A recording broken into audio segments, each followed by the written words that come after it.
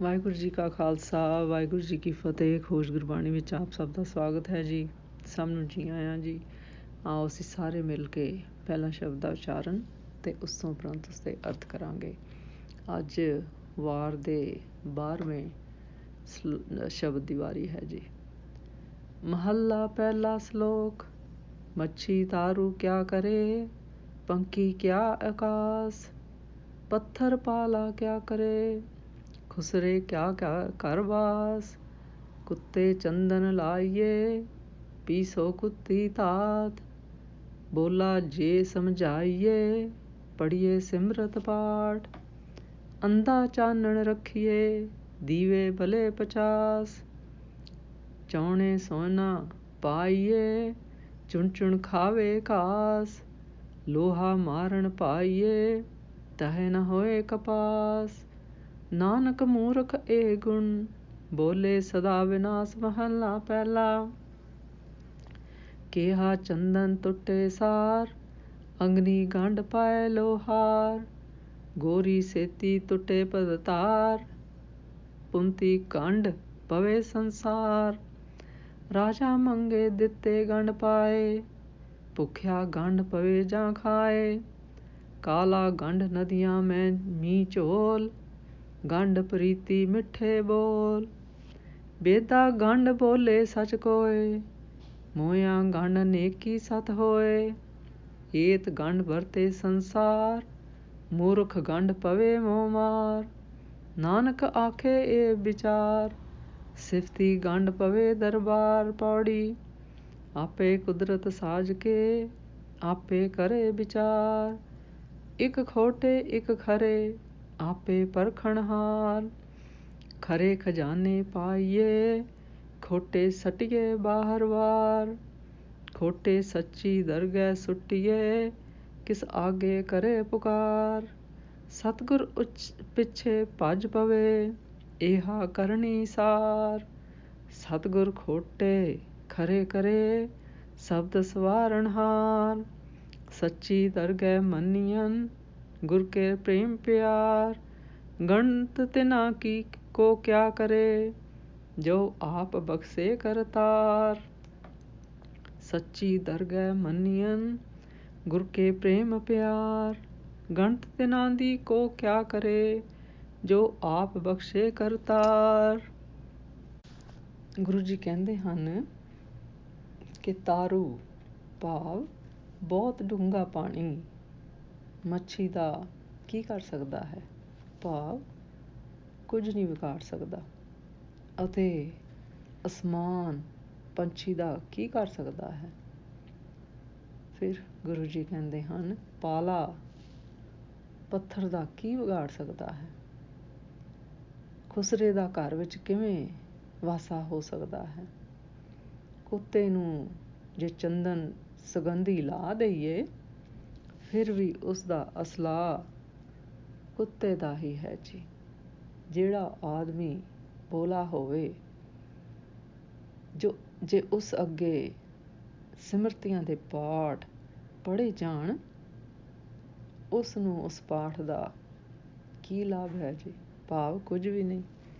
ਫਿਰ ਗੁਰੂ ਜੀ ਕਹਿੰਦੇ ਹਨ ਜੇ ਅੰਨਾ ਮਨੁੱਖ ਚਾਨਣ ਵਿੱਚ ਬਿਠਾ ਰੱਖੀਏ, ਉੱਥੇ ਭਾਵੇਂ 50 ਦੀਵੇ ਬਲਦੇ ਹੋਣ, ਉਸ ਨੂੰ ਚਾਨਣ ਦਾ ਕੀ ਲਾਭ ਹੋਵੇਗਾ, ਭਾਵ ਕੁਝ ਵੀ ਨਹੀਂ ਜੀ।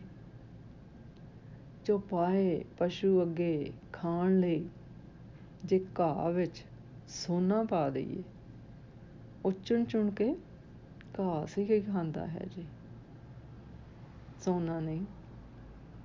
ਜੇ ਲੋਹਾ ਅੱਗ ਦੀ ਭੱਠੀ ਵਿੱਚ ਪਾ ਦਈਏ ਤਾਂ ਉਸਨੇ ਨਰਮ ਹੋ ਕੇ ਕਪਾਹ ਨਹੀਂ ਬਣਨਾ ਜੀ। ਫਿਰ ਗੁਰੂ ਜੀ ਕਹਿੰਦੇ ਹਨ ਕਿ ਇਸੇ ਤਰ੍ਹਾਂ ਮੂਰਖ ਦੇ ਇਹ ਲੱਛਣ ਹਨ ਜੀ ਕਿ ਉਹ ਜਦੋਂ ਬੋਲੇਗਾ ਹਮੇਸ਼ਾ ਵਿਅਰਥ ਫਜ਼ੂਲ ਹੀ ਬੋਲਦਾ ਹੈ ਜੀ, ਜਿਸ ਨਾਲ ਦੂਜੇ ਦੀ ਹਾਨੀ ਹੋਵੇ ਜੀ। ਭਾਵ ਮੂਰਖ ਮਨਮੁਖ ਨੇ ਆਪਣੇ ਅੰਦਰ ਮਾਇਆਵੀ ਵਿਕਾਰ ਪਾਲੇ ਹੋਏ ਹਨ ਜੀ, ਉਸਦਾ ਕੀ ਲਾਭ ਜੀ।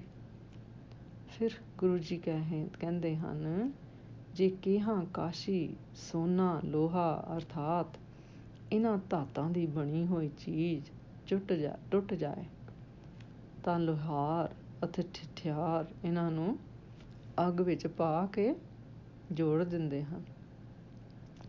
ਜੇ ਕੋਈ ਇਸਤਰੀ ਪਤੀ ਦੀ ਸਾਂਝ ਤੋਂ ਟੁੱਟ ਜਾਵੇ, ਅਣਬਣ ਹੋ ਜਾਵੇ, ਤਾਂ ਆਪਣੇ ਪਰਿਵਾਰ ਰਾਹੀਂ ਸੰਸਾਰ ਵਿੱਚ ਪਤੀ ਨਾਲ ਫਿਰ ਸਾਂਝ ਪਾ ਲੈਂਦੀ ਹੈ ਜੀ।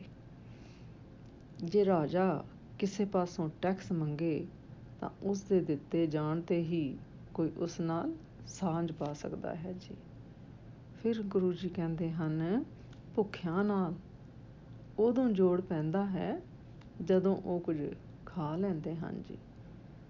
ਕਾਲਾਂ ਸੋਕਿਆਂ ਦਾ ਜੋੜ ਪਾਣੀ ਦੀਆਂ ਨਦੀਆਂ ਜਾਂ ਮੁਸਲਾਧਾਰ ਬਰਖਾ ਨਾਲ ਹੁੰਦਾ ਹੈ ਜੀ। ਮਿੱਠੇ ਬੋਲਾਂ ਨਾਲ ਪ੍ਰੀਤ ਵਾਲੀ ਸਾਂਝ ਬਣਦੀ ਹੈ ਜੀ। ਫਿਰ ਗੁਰੂ ਜੀ ਕਹਿੰਦੇ ਹਨ, ਵੇਦਾਂ ਧਰਮ ਗ੍ਰੰਥਾਂ ਨਾਲ ਉਦੋਂ ਸਾਂਝ ਪੈਂਦੀ ਹੈ ਜਦੋਂ ਉਹਨਾਂ ਨੂੰ ਕੋਈ ਪੜ੍ਹ ਕੇ ਸੱਚੇ ਬੋਲ ਬੋਲੇ ਅਤੇ ਜੀਵਨ ਵਿੱਚ ਨੇਕੀ ਅਤੇ ਸੱਚ ਦੀ ਰਾਹ 'ਤੇ ਚੱਲੇ, ਤੇ ਉਸ ਦੇ ਮਰਨ ਦੇ ਪਿੱਛੋਂ ਵੀ ਉਸ ਦਾ ਸੰਸਾਰ ਨਾਲ ਫਿਰ ਸੰਬੰਧ ਬਣਿਆ ਰਹਿੰਦਾ ਹੈ ਜੀ। ਭਾਵ ਲੋਕੀ ਉਹਨੂੰ ਯਾਦ ਕਰਦੇ ਹਨ ਜੀ। ਫਿਰ ਗੁਰੂ ਜੀ ਕਹਿੰਦੇ ਹਨ, ਇਸ ਪ੍ਰਕਾਰ ਦੇ ਜੋੜ ਵਿੱਚ ਸਾਰਾ ਸੰਸਾਰ ਵਰਤੋਂ ਵਿਹਾਰ ਕਰਦਾ ਰਹਿੰਦਾ ਹੈ ਜੀ। ਪਰ ਮੂਰਖ ਮਨੁੱਖ ਦਾ ਜੋੜ ਉਦੋਂ ਬਣਦਾ ਹੈ ਜਦੋਂ ਉਸਦੇ ਮੂੰਹ ਉੱਤੇ ਮਾਰ ਪੈਂਦੀ ਹੈ ਜੀ। ਇਸੇ ਤਰ੍ਹਾਂ ਸੱਚੀ ਗੰਢ ਬਾਰੇ ਗੁਰੂ ਜੀ ਇਹ ਕਹਿੰਦੇ ਹਨ ਕਿ ਉਸ ਪਰਮੇਸ਼ਰ ਵਾਹਿਗੁਰੂ ਦੀ ਸਿਫਤ ਕਰਨ ਨਾਲ ਹੀ ਜੀਵ ਦੀ ਵਾਹਿਗੁਰੂ ਜੀ ਦੇ ਦਰਬਾਰ ਵਿੱਚ ਸਾਂਝ ਪੈਂਦੀ ਹੈ ਜੀ। ਭਾਵ ਜੇ ਜੀਵ ਸਾਧਕ ਆਪਣੇ ਵਿਕਾਰ ਛੱਡ ਕੇ ਗੁਰੂ ਦੇ ਦੱਸੀ ਗੁਰਬਾਣੀ ਦੇ ਰਸਤੇ 'ਤੇ ਚੱਲੇ, ਗੁਰੂ ਦੇ ਹੁਕਮ ਆਪਣੇ ਮੂਲ ਨੂੰ ਪਹਿਚਾਣੇ ਔਰ ਸਮਝੇ ਔਰ ਮੰਨੇ, ਤਾਂ ਹੀ ਫਿਰ ਉਸ ਦੀ ਗੁਰੂ ਦੇ ਨਾਲ ਸਾਂਝ ਪੈ ਸਕਦੀ ਹੈ ਜੀ। ਫਿਰ ਗੁਰੂ ਜੀ ਕਹਿੰਦੇ ਹਨ ਕਿ ਪਰਮੇਸ਼ਰ ਆਪ ਹੀ ਕੁਦਰਤ ਬਣਾ ਕੇ ਆਪ ਹੀ ਉਸਦਾ ਵਿਚਾਰ ਕਰ ਰਿਹਾ ਹੈ ਜੀ। ਕੁਦਰਤ ਦੀ ਰਚਨਾ ਵਿੱਚ ਕਈ ਖੋਟੇ ਹਨ ਤੇ ਕਈ ਖਰੇ ਹਨ ਜੀ, ਪਰ ਕਾਦਰ ਆਪ ਹੀ ਸਭ ਨੂੰ ਪਰਖਣ ਵਾਲਾ ਹੈ ਜੀ। ਫਿਰ ਗੁਰੂ ਜੀ ਕਹਿੰਦੇ ਹਨ, ਜਿਵੇਂ ਖਰੇ ਸਿੱਕੇ ਖਜ਼ਾਨੇ ਵਿੱਚ ਪਾਏ ਜਾਂਦੇ ਹਨ ਅਤੇ ਖੋਟੇ ਸਿੱਕੇ ਬਾਹਰ ਸੁੱਟ ਦਿੱਤੇ ਜਾਂਦੇ ਹਨ, ਇਸੇ ਤਰ੍ਹਾਂ ਹੀ ਖੋਟੇ ਮਨੁੱਖ ਭਾਰ ਵਿਕਾਰੀ ਝੂਠ ਕੂੜ ਨੂੰ ਪਾਲਣ ਵਾਲੇ ਮਨੁੱਖ ਸੱਚੀ ਦਰਗਾਹ ਦੇ ਬਾਹਰ ਹੀ ਸੁੱਟੇ ਜਾਂਦੇ ਹਨ। ਭਾਵ ਉਹ ਗੁਰੂ ਨੂੰ ਪ੍ਰਵਾਨ ਨਹੀਂ ਹਨ ਜੀ। ਉਹ ਵਿਚਾਰੇ ਫਿਰ ਕਿਸ ਅੱਗੇ ਚੀਖ ਪੁਕਾਰ ਕਰਨ ਜੀ। ਇਸ ਦਾ ਉੱਤਰ ਗੁਰੂ ਜੀ ਇਸ ਤਰ੍ਹਾਂ ਦਿੰਦੇ ਹਨ ਕਿ ਮਨੁੱਖ ਸਤਿਗੁਰ ਦੇ ਪਿੱਛੇ ਭੱਜ ਪੈਣ। ਭਾਵ ਗੁਰਸ਼ਬਦ ਗੁਰਬਾਣੀ ਰਾਹੀਂ ਉਸ ਦੀ ਸ਼ਰਨ ਪ੍ਰਾਪਤ ਕਰ ਲੈਣ। ਸਭ ਤੋਂ ਸ੍ਰੇਸ਼ਟ ਇਹੋ ਹੀ ਕਰਨੀ ਹੈ ਜੀ। ਫਿਰ ਗੁਰੂ ਜੀ ਕਹਿੰਦੇ ਹਨ, ਸਤਿਗੁਰ ਖੋਟਿਆਂ ਤੋਂ ਫਿਰ ਖਰੇ ਆਪ ਹੀ ਕਰ ਦੇਵੇਗਾ ਜੀ, ਕਿਉਂਕਿ ਉਹ ਗੁਰਸ਼ਬਦ ਗੁਰਬਾਣੀ ਦੁਆਰਾ ਜੀਆਂ ਨੂੰ ਸਵਾਰਨ ਵਾਲਾ ਹੈ ਜੀ।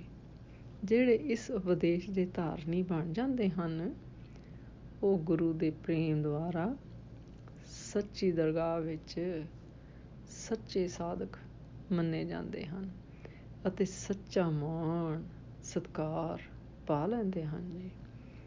ਫਿਰ ਗੁਰੂ ਜੀ ਕਹਿੰਦੇ ਹਨ, ਜੋ ਕਰਤਾਰ ਨੇ ਆਪ ਹੀ ਬਖਸ਼ ਦਿੱਤੇ ਹਨ, ਦੱਸੋ ਫਿਰ ਉਹਨਾਂ ਦੀ ਗਿਣਤੀ ਦਾ ਲੇਖਾ ਪੱਤਰਾ ਪੁੱਛ ਗਿੱਛ ਕੋਈ ਕੌਣ ਕਰੇਗਾ ਜੀ। ਇਸ ਸ਼ਬਦ ਦਾ ਸਾਰ ਇਸ ਤਰ੍ਹਾਂ ਕਰੀਏ। ਇਹਨਾਂ ਸਲੋਕਾਂ ਵਿੱਚ ਅਜਿਹੇ ਰੂਪਾਂਤਕ ਦ੍ਰਿਸ਼ਾਂਤ ਦਿੱਤੇ ਹਨ ਜੋ ਅਸੀਂ ਆਪਣੇ ਨਿੱਤ ਜੀਵਨ ਵਿੱਚ ਵੇਖਦੇ ਹਾਂ।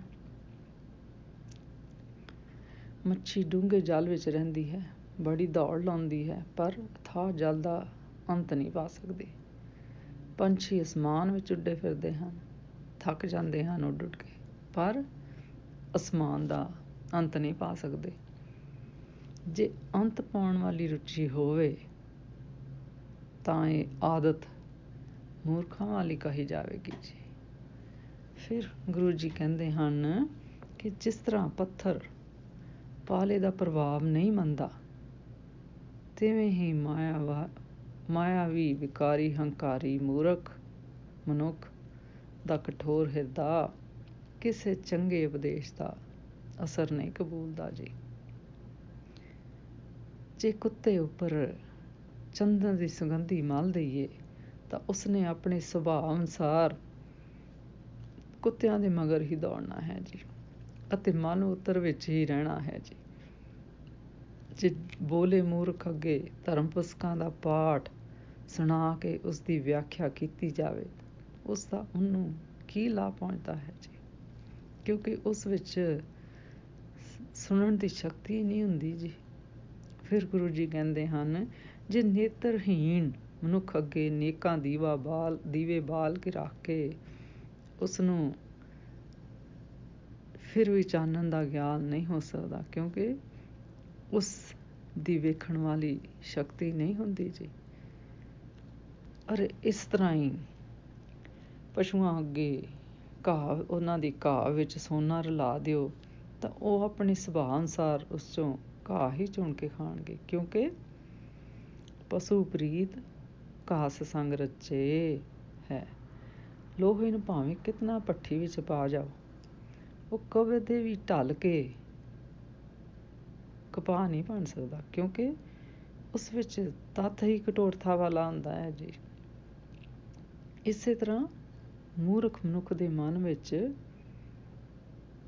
ਅਜਿਹੇ ਵਿਕਾਰ ਹੰਕਾਰ ਹਉਮੈ ਰਚ ਮਿਚ ਗਏ ਹੁੰਦੇ ਹਨ ਕਿ ਉਹ ਚੰਗੇ ਮੰਦੇ ਦੀ ਪਛਾਣ ਹੀ ਨਹੀਂ ਕਰ ਸਕਦਾ ਜੀ। ਜੋ ਕੁਝ ਬੋਲਦਾ ਹੈ ਹਮੇਸ਼ਾ ਝੂਠ ਕੂੜ ਹੀ ਬੋਲਦਾ ਹੈ ਜੀ। ਸੋ ਗੁਰੂ ਜੀ ਕਹਿੰਦੇ ਹਨ ਕਿ ਮਨੁੱਖ ਨੂੰ ਅਸਲੇ ਨਾਲੋਂ ਵਿਛੜਨ ਵਾਲੇ ਉਸਦੇ ਆਪਣੇ ਔਗਣ ਅਤੇ ਵਿਕਾਰ ਹਨ ਜੀ। ਅਸਲੇ ਨਾਲ ਜੋੜਨ ਵਾਲੇ ਉਸਦੇ ਦੈਵੀ ਗੁਣ ਨਹੀਂ ਹੁੰਦੇ ਜੀ। ਦੂਜੇ ਸਲੋਕ ਵਿੱਚ 11 ਕਿਸਮਾਂ ਦੇ ਪਰਸਪਰ ਗੰਢ ਜੋੜਨ ਦਾ ਵਰਣਨ ਕੀਤਾ ਹੈ ਜੀ, ਅਤੇ ਮੂਰਖ ਦੀ ਗੰਢ ਮੂੰਹ 'ਤੇ ਮਾਰ ਪੈਣ ਨਾਲ ਦੱਸੀ ਹੈ ਜੀ। ਫਿਰ ਗੁਰੂ ਜੀ ਕਹਿੰਦੇ ਹਨ ਕਿ ਰੱਬੀ ਦਰਬਾਰ ਨਾਲ ਸਾਂਝ, ਵਾਹਿਗੁਰੂ ਜੀ ਦੇ ਹੁਕਮ ਨੂੰ ਪਹਿਚਾਨਣਾ, ਉਸ ਨੂੰ ਮੰਨਣਾ, ਉਸ ਨਾਲ ਪੈਂਦੀ ਹੈ ਜੀ। ਮੂਰਖ ਵਾਂਗ ਬੜੇ ਬੜੇ ਵਿਅਰਥ ਬੋਲਣ ਨਾਲ ਜੀਵਨ ਦੀ ਬਾਜੀ ਹਾਰ ਕੇ ਜਾਣਾ ਪੈਂਦਾ ਹੈ ਜੀ। ਮੂਰਖ ਦੇ ਗੁਣ ਹਨ ਕਿ ਉਹ ਜਦੋਂ ਬੋਲਦਾ ਹੈ ਵਿਅਰਥ ਹੀ ਬੋਲਦਾ ਹੈ ਅਤੇ ਦੂਜਿਆਂ ਦੀ ਹਾਨੀ ਕਰਨ ਬਾਰੇ ਹੀ ਸੋਚਦਾ ਕਿ ਬੋਲਦਾ ਹੈ ਜੀ। ਫਿਰ ਗੁਰੂ ਜੀ ਕਹਿੰਦੇ ਹਨ ਕਿ ਉਸ ਕਰਤਾ ਪੁਰਖ ਸਿਰਜਣਹਾਰ ਵਾਹਿਗੁਰੂ ਜੀ ਦੀ ਕੁਦਰਤ ਦਾ ਕੋਈ ਅੰਤ ਨਹੀਂ ਪਾ ਸਕਦਾ, ਅਤੇ ਨਾ ਹੀ ਉਸ ਪਰਮੇਸ਼ਰ ਦਾ ਅੰਤ ਕੋਈ ਪਾ ਸਕਦਾ ਹੈ ਜੀ। ਪਰ ਉਸ ਦੇ ਦਰਬਾਰ ਵਿੱਚ ਸੱਚਾ ਨਿਆਂ ਹੈ। ਉੱਥੇ ਖੋਟੇ ਅਤੇ ਖਰੇ ਦੀ ਪਰਖ ਹੁੰਦੀ ਹੈ ਜੀ।